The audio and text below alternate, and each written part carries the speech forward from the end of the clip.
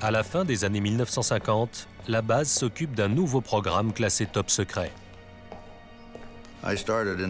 En 1958, j'ai commencé à travailler sur l'Oxcart.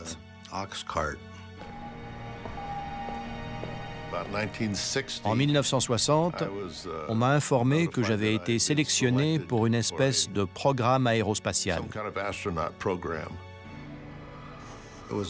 Il s'agissait d'un avion qu'on a proposé à la CIA qui devait voler à très haute altitude, environ 100 000 pieds. L'objectif initial, c'était de lui permettre d'aller aussi vite et aussi haut que possible et de le rendre le moins visible possible au radar. On allait tellement vite que si on était en Californie, qu'on volait nord-sud et qu'on faisait un virage à pleine vitesse à une certaine altitude, on n'arrivait pas à rester au-dessus de cet état. L'avion volait si vite qu'il nous déportait. En pleine guerre froide, les renseignements sont aussi importants que l'armement. Et l'Oxcart est conçu pour être l'espion par excellence.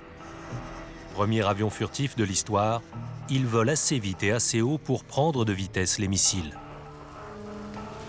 Des milliers de personnes planchent sur sa conception dans les installations de l'avionneur Lockheed à Burbank, en Californie.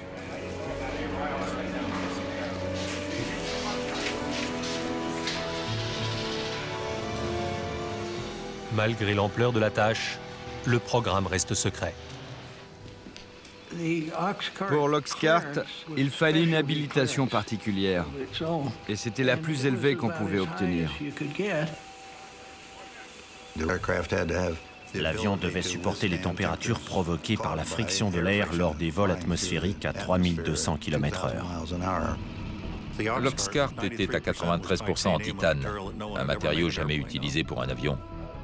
Et pour s'en procurer beaucoup, il fallait traiter avec l'Union soviétique. Comment la CIA a-t-elle fait sortir ce matériau du RSS? Pour autant que je sache, c'est toujours secret et je ne sais ni comment elle s'y est prise, ni qui s'en est chargé. Mais on a reçu tout le titane dont on avait besoin.